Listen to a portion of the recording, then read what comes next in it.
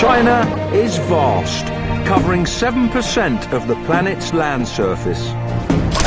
In this series, I'll explore the country's mountains. I feel on top of the world. And grasslands. I'll cross China's greatest deserts and jungles. China is the only country with elephants in the south and reindeer in the north. I'll go in search of them and many other extraordinary and rare creatures. Join me on my adventures in untamed China.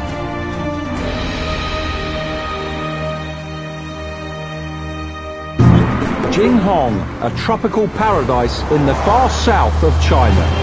I'm here to meet some of the superb creatures that live in the jungle surrounding the city. In this land of giants, I'll meet a huge python, the camera, an enormous rat, the world's largest species of moth, and a giant lizard, and a most peculiar mammal.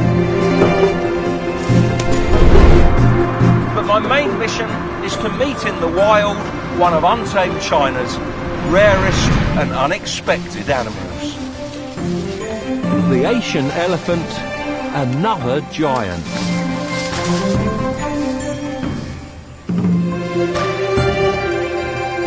Around 300 elephants remain in China. Their stronghold is the西双版纳Reserve. At 2,500 square kilometres, it covers an area larger than London. But this isn't a pristine wilderness. A highway and many smaller roads cut right through the reserve.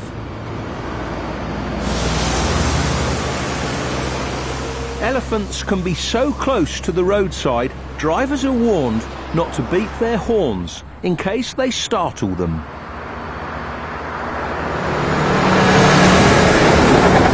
Elephants crossing can be a hazard here. With young calves to protect, they've been known to charge at vehicles.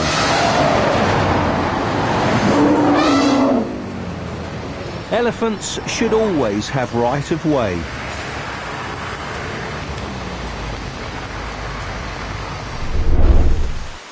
With just 2 weeks here, I can't rely upon a chance encounter with wild elephant. I'll go into the jungle to search for them. But before I begin my quest, I'll learn about how elephants in China spend their time in the jungle by bending the ear of a very special one. Oh, they're much rarer than giant pandas, which is why every one is precious. So the forestry department go to any lengths to save them if they get into trouble. This is Jan Jan. When she was a calf, she was caught in a snare. A rescue team entered the forest to save her. While they worked, her distraught mother attacked them and had to be scared off. The wire had bitten deep into the little calf's leg. It took 5 hours to cut her free and treat the terrible wound.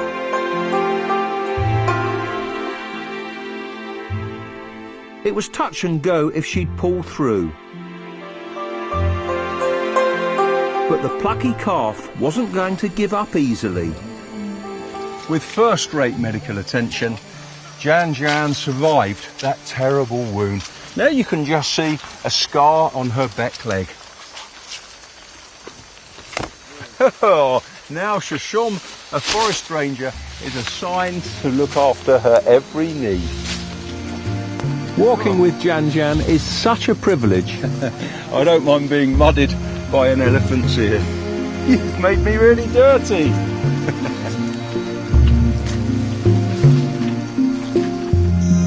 Jan Jan was rescued when she was 2.5 years old, too young to have learnt about life in the wild, so she can never be safely returned there.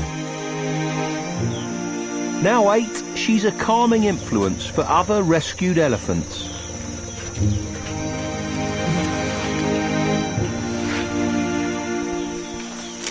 Jan Jan's companionship has helped the recovery of 14-year-old Ping Ping. Taken in sick and underweight a few months ago, she'll soon be fit enough to be returned to the wild.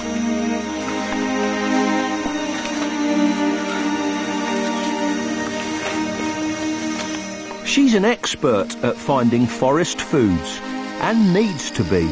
Adult elephants eat over 130 kilos of vegetation every day.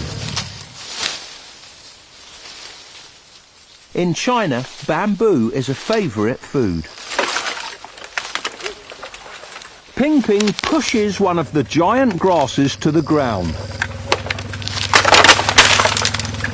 Now she curls her trunk, rolling the giant grass against her foot. She dexterously strips away anything that doesn't take her fancy and swallows the rest.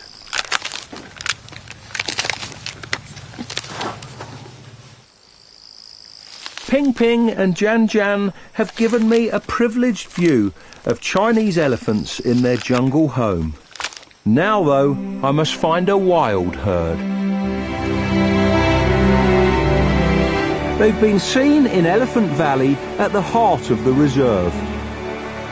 Home to massive reptiles and giant creepy crawlies too, it seems a perfect base for my quest. But animal acrobats, not giants, are the first to attract my attention.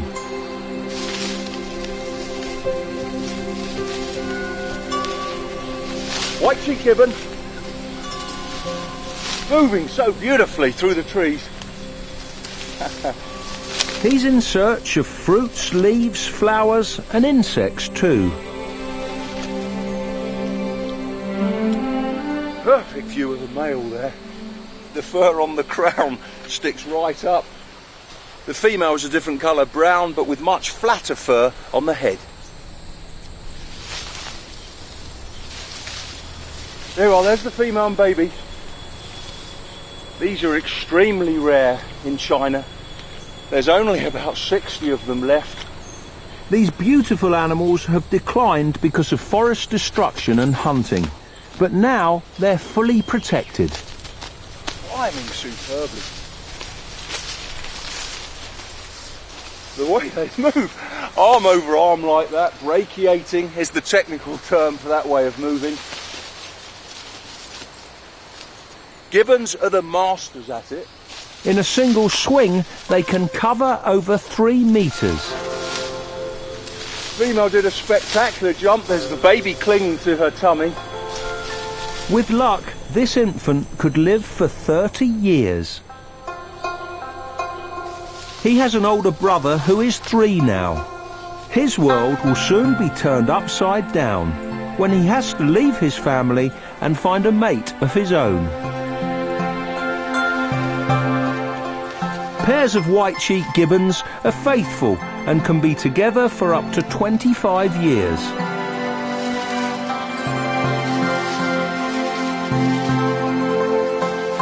Beneath the gibbons' playground, lurking somewhere on the jungle floor, are the giants I'm searching for.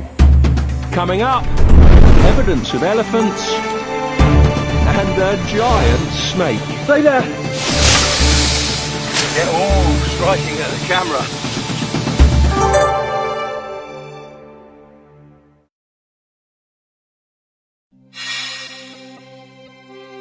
I'm in Sichuan Banna Reserve in southern China. I've been joined by 2 forest rangers who are helping me track down wild elephants, giant reptiles and creepy crawlies. We're heading to an area where the rangers last sighted a herd.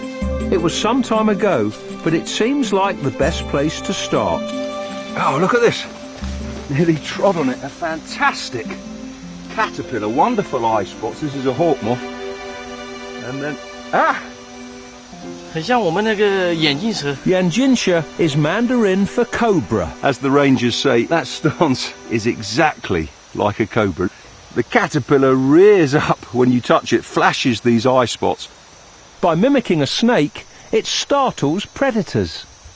You can tell this is a hawk moth caterpillar by the spike at the end of the body. Great thing, beautiful creature. Great. This is where the elephants were last seen, so we look for clues to their presence.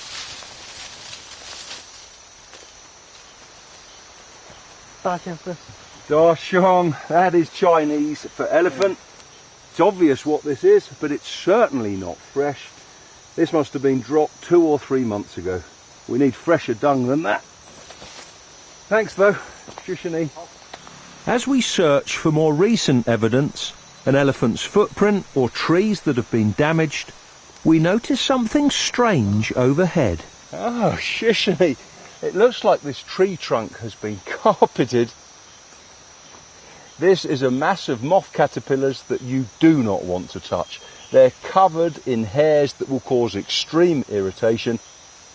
They cluster together like this, so the irritating hairs form an impenetrable defensive shield.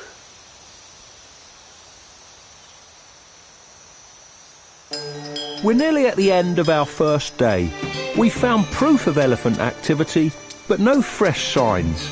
I'm not disappointed though.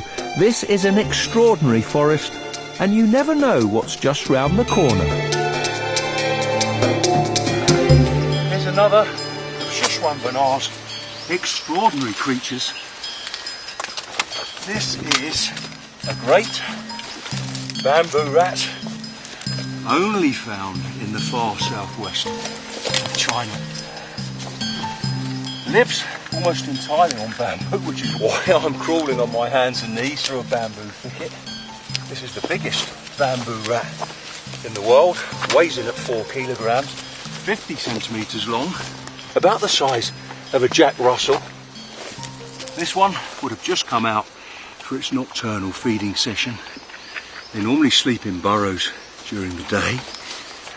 And now it's looking at me. What a face, what teeth.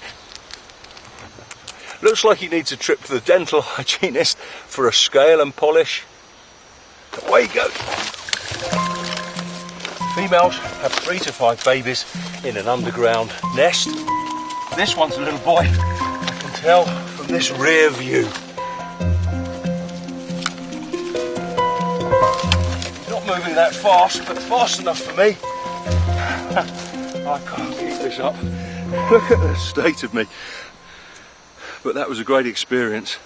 Never seen one of those before, an extraordinary bamboo rat. This certainly is a land of giants. I hope tomorrow we'll track down some more of them.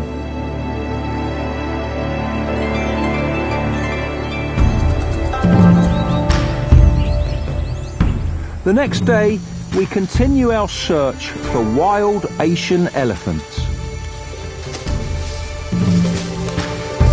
We've been joined by another tracker, so we decide to split up.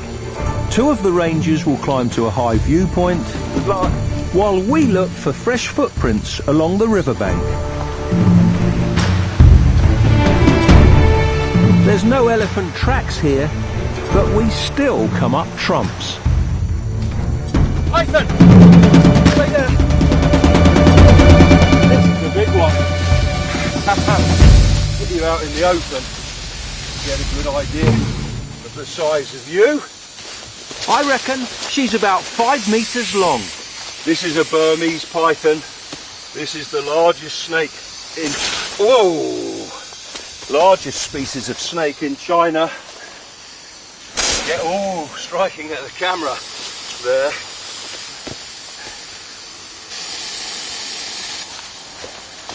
And, oh dear, they've got 100 to 150 recurved teeth. And then, oh yeah, in Sichuan Banna, these pythons would feed on mice and rats when they were small. At this size, they could eat prey as large as a monkey or a small dog.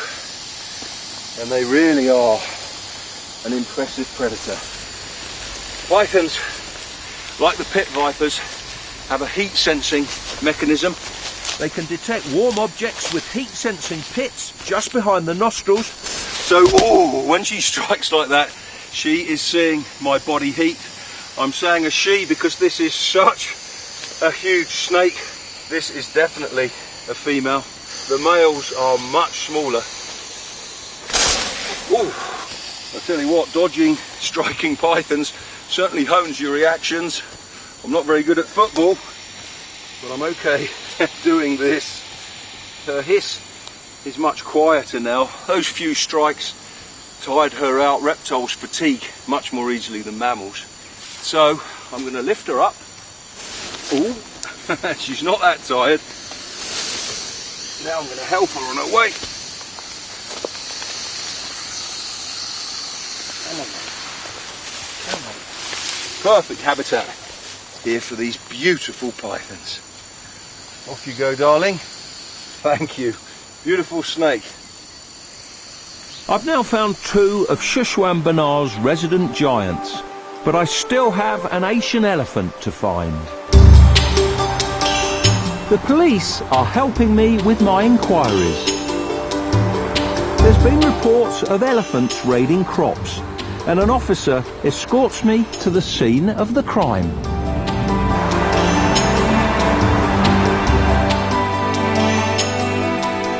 But we arrive just too late. The culprits have melted back into the jungle from where they came. I search for any clues they've left behind. You can see the elephants have been here very recently. They don't like eating the leaves of tea plants, but they've certainly been in this corner of the plantation. These puddles of water here are elephants' footprints. Impressive. Each footprint is over 30 centimetres across.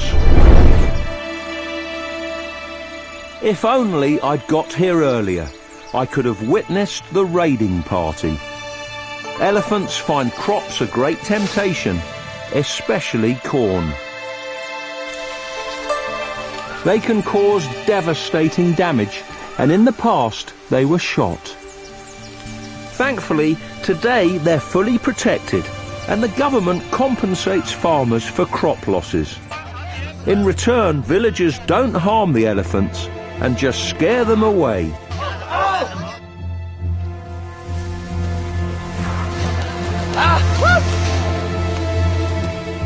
In an attempt to make the fields less of a temptation, the park authorities now grow crops in the reserve, especially for the elephants.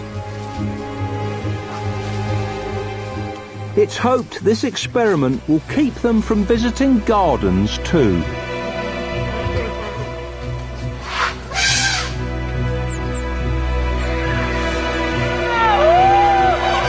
Despite the occasional scare, most of the locals are proud of their elephant neighbours. And with a jungle on their doorstep, they contend with many other animals too. Snake! Hey! I know what this is. You're going to think I'm mad picking this up. This is called a false cobra. This little snake flattens its neck, makes a hood, so predators think it's a cobra. The only difference is the false cobra is totally harmless. The teeth can barely break the skin.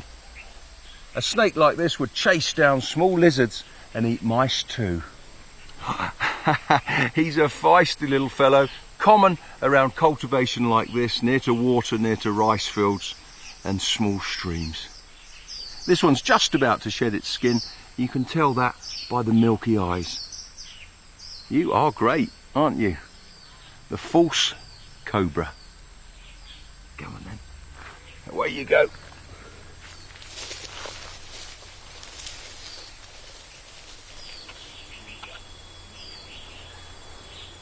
Snakes will slither into cornfields after mice and rats, but there's another crop-raiding rodent that's hard to swallow.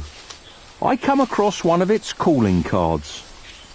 Look, elephants aren't the only animals that come down from the forest to feed in the fields. No prizes for guessing what animal this came from. It comes into crop fields at night, the Malayan porcupine. The whole family's here. The parents have twin babies in tow. With all those sharp quills, how does a porcupine have babies? Well, the quills of newborns are soft. They harden with age, so the birth is not too painful. About the size of a Labrador, porcupines eat leaves, fruits, nuts and insects. Corn on the cob is a delicacy, but it grows out of reach. But a nibble and a gnaw cracks the conundrum.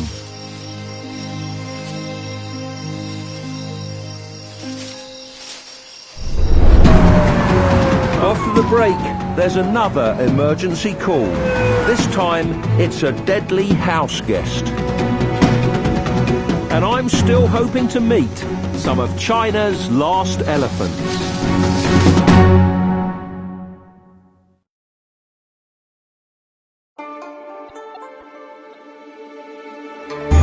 I'm in Sichuan Banna Reserve in southwest China.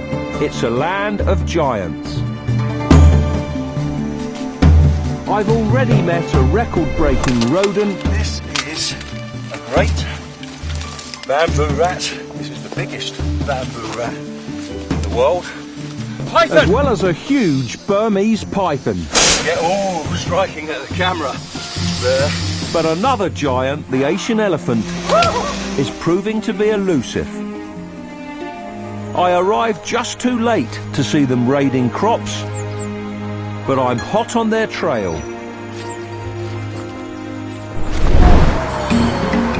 The Forest Police are giving me a ride back to Elephant Valley, where I'll continue my search.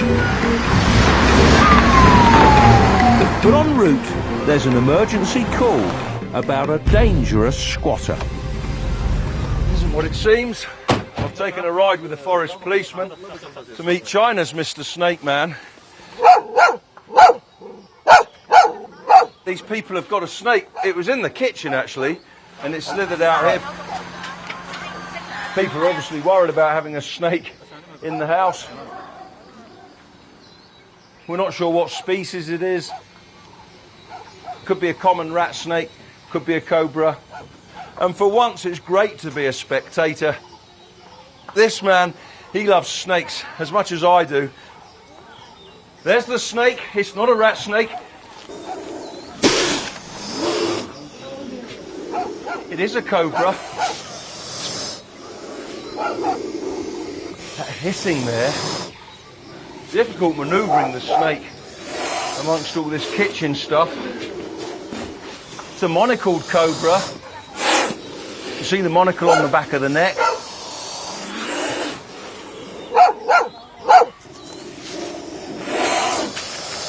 And he's warding it off with the stick. Unlike the false cobra I found earlier, this is the genuine article with a deadly bite. And Mr. Yang has done this many times. Well done!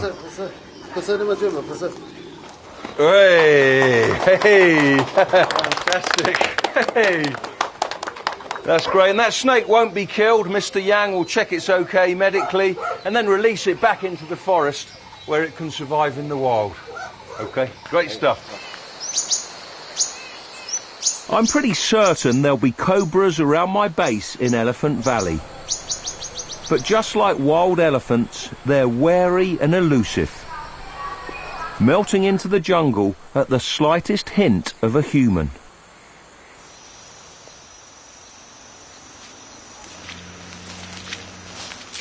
Other creatures are confident in their camouflage, and it takes a lot to get them to budge. What a peculiar caterpillar, and it's one that I can identify. I used to rear these from eggs when I was a kid.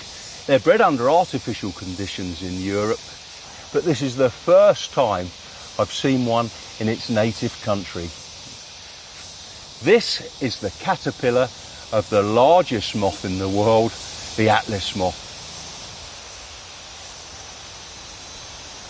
It's a pretty thing with sky blue on the tips of the legs.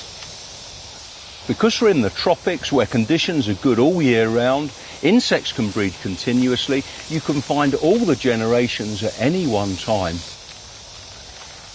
If we're lucky, we may be able to see one of the adult moths.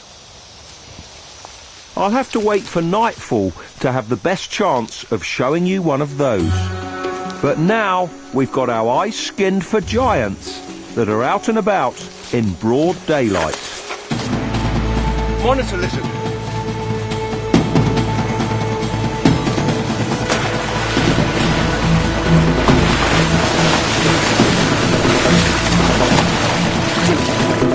Just got the tail. And there! Yahoo! Another one of Another one of Sichuan Banna's giants. The water monitor is China's largest lizard. It can grow to nearly 3 meters. In fact, only the Komodo dragon gets larger than this lizard. A beautiful specimen. It's pretty cool in the water and a pretty cool morning, which is why it isn't thrashing about as much as I expected. Ooh. These are tough, durable, go-anywhere lizards. Ooh. Strong claws for climbing trees, but they're always found near water. And they are superb swimmers. Look at this big flattened tail. They can stay submerged for over 30 minutes. I'm glad this isn't warmed up and trying to get me. A bite from one of these would be much worse than a python's. Both have sharp teeth, but it's because of the monitor's diet that you've got to watch out. They can run down monkeys, rats, they eat fish, they eat frogs, but they also eat a lot of carrion. They've even been known to dig up human corpses and scavenge the flesh. So they haven't got the cleanest of mouths. If they bite you, you can get septicemia and a wound that takes a long time to heal. So please, don't bite me. You are magnificent. Let's let him go now.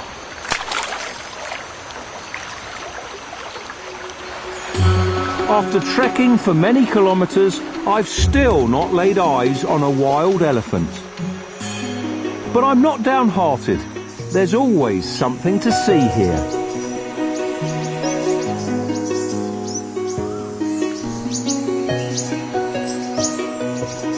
Lovely splash of colour in the rainforest. There's a yellow-vented flower pecker and a crimson sunbird.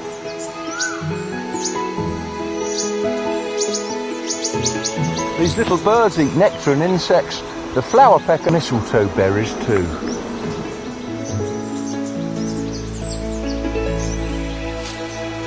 At dusk, I'm back in the forest, preparing to attract winged beauties, with the help of my bedsheet. Done and dusted, the trap is set. Remember that magnificent caterpillar we saw earlier? I would love to show you the record-breaking moth that it changes into. This light should lure them in. While I wait for the moths to gather, I'll take a look for other creatures of the night.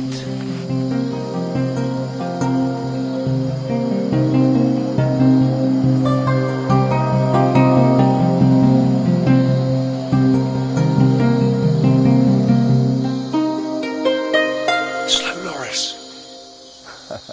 The Chinese name for this delightful creature is Lang Ho. That literally means lazy monkey. That's very appropriate. The slow loris certainly lives life at a leisurely pace, and it is a primate. I can see the dark stripe down the back, which identifies this as a Bengal slow loris. How did he get into that position? He's like a slow-motion gymnast.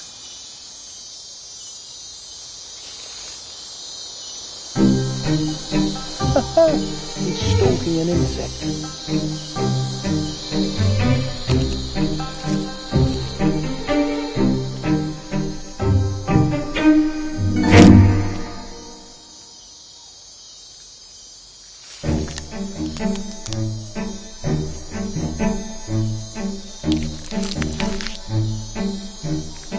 With stops for snacks, he'll travel just 30 metres in a night.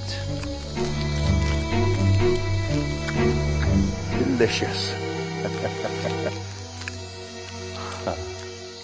Wonderful.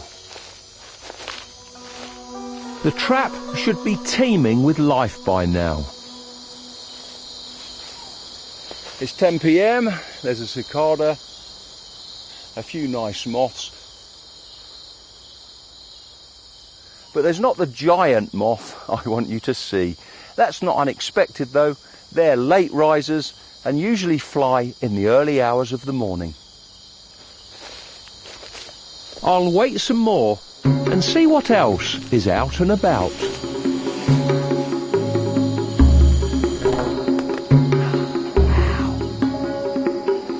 And there.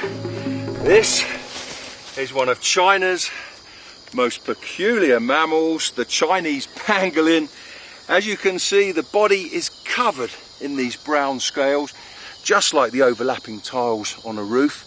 They coil up like this to protect their soft undersides. If they're attacked by a predator, it's very hard to get teeth through this strong armour, so they're well protected. Great long tail here, which is prehensile. They can coil it around branches when they're climbing. But they spend a lot of time on the ground looking for food.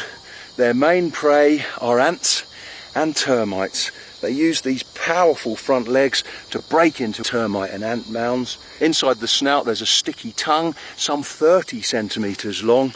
Once they've broken into the insect's nest, that tongue flicks out and they catch their prey. Sadly, they're quite rare in China because these beautiful creatures are killed for their scales. In the olden days it was believed these scales could help with stomach ailments. That's why pangolin were killed. But nowadays, hopefully, nobody believes that, and the pangolins in China should be secure. It really is a wonderful animal. If I put him down and be very quiet, maybe he'll uncoil.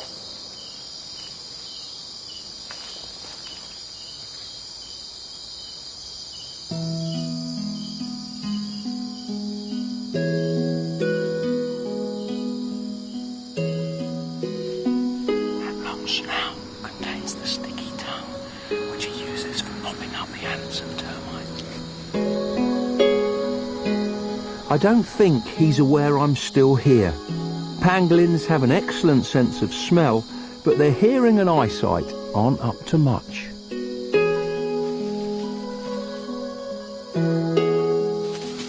Away he goes. The pangolins have got a real turn of speed.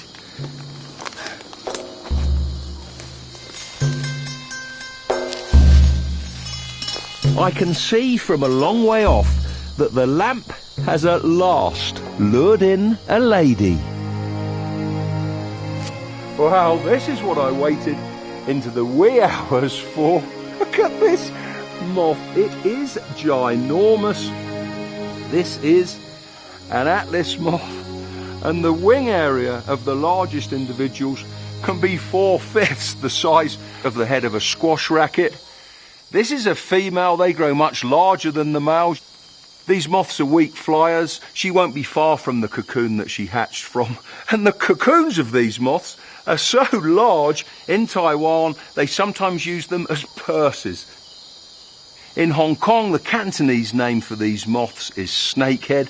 And if you take a quick glimpse at the tip of the wing, you can see it really is like the head of a snake. But I want to give you a really good idea of her size, if she'll let me. Come on, little girl, or big girl, should I say. I'll stick her on the tip of my nose. This is an amazing view. I can see the camera right through these transparent windows in the wings. Scientists aren't quite sure why they have these translucent windows. It's probably an anti-predator device. Up close, it's such a rich mix of beautiful colours, but sadly, this lovely creature will only live for 1 or 2 weeks. She doesn't have functional mouth parts. They can't feed at all when they're adults, so they can only survive for 1 or 2 weeks, relying on the fat reserves they stored when they were caterpillars. Her only job will be to produce pheromones, a perfume, to attract a male. Once they've mated, she'll lay eggs and then die. shivering her wings like that. It really tickles. So I'm going to take her off the tip of my nose, get her away from this moth lamp, take her back into the forest, and hopefully she'll attract a mate. Good luck, you are gorgeous. Now the only giant I've still to find is an Asian elephant. There's a herd on the horizon and we're not far behind.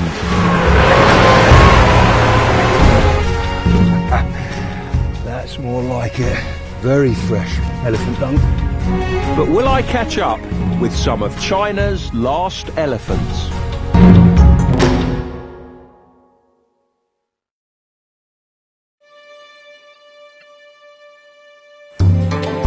I really want to encounter a wild elephant in China. My HQ has been Elephant Valley in the heart of Sichuan Banna Reserve. But so far the trackers and I haven't seen hide nor hair of our quarry. I've had an extraordinary few days in Elephant Valley. Giant reptiles, peculiar mammals, the biggest moth in the world. But at least for now, there's no elephants here. The rangers think that they've moved off out because there's so much water in the river. There's been a report of elephants in another part of the reserve, close to the town of Mengla County. Is this the break I need?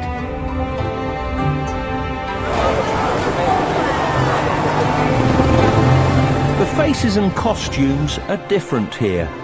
Mengla County is home to the Kino people, one of 54 ethnic groups living in China.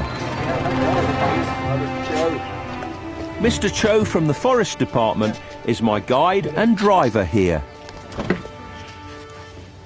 The mud on his Jeep is a portent of what lies ahead. May is the start of the rainy season here. As we reach the edge of town, we hit the first of many muddy potholes.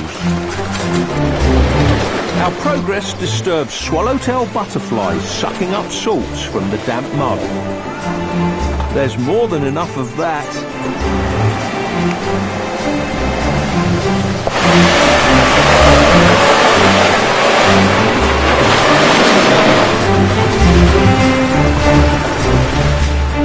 Great stuff. Mr. Joe is a superb driver. It's not far to where the elephants were last seen, and we hope to get there during daylight. But the mud is slowing us down. For the buffalo we meet, mud is glorious. They're caked in the stuff, so when it dries in the sun, it will protect them from biting insects. The mud did us no favours though. We've run out of daylight.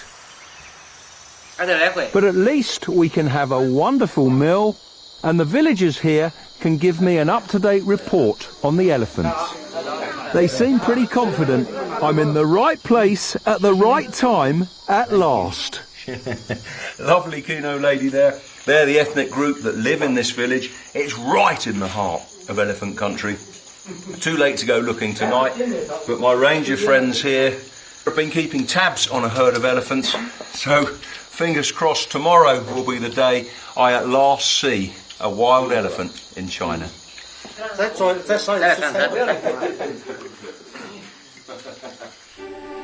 I'm so excited I hardly sleep a wink. I'm up early to check out the lie of the land. Here in the Mungyang region of Sichuan Banna, tropical rainforest elephant country is right next to crop fields, and elephants cannot resist this stuff. Maize is a favourite food, and there's been a report of a herd of 20 or so here right now. Just 30 minutes ago, they were seen skirting the edge of the tea plantation and heading up into the hills.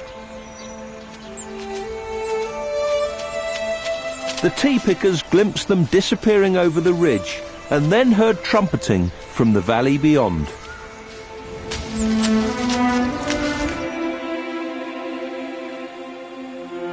Mr. Cho and I follow in the herd's footsteps. I can barely contain my excitement. Fingers crossed, the elephants haven't gone too far. That's more like it. Very fresh elephant dung, and you can see over here where the elephants have been in this patch of bamboo. They've smashed some down, gone for the succulent tips. At last, I think the elephants must be close.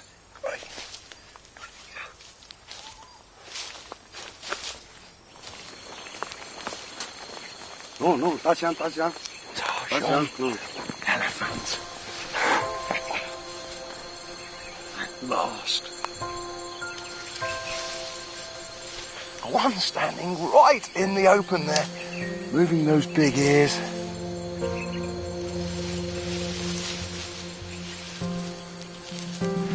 Asian elephants here in China. This is fabulous. They're walking through a sea of bamboo.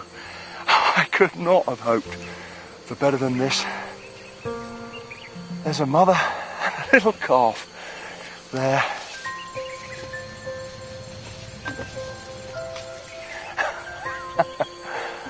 Wonderful.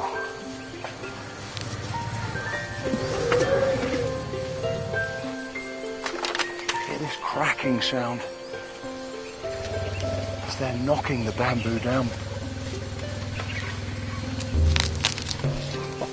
One just stretched its trunk right up for some succulent bamboo leaves. China is the only country in Asia where the population of elephants is on the increase. There's around 300 here. I wouldn't swap this experience for all the tea in China.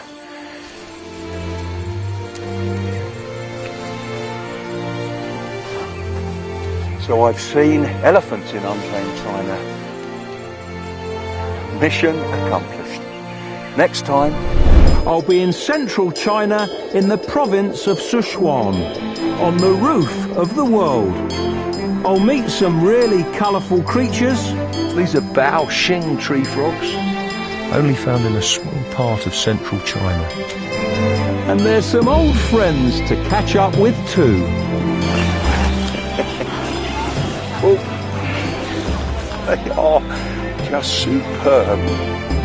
And in its picturesque mountain home, I'll search for a little panda. But before I head north, it's time to wallow in success with the Dai people, to whom elephants are sacred.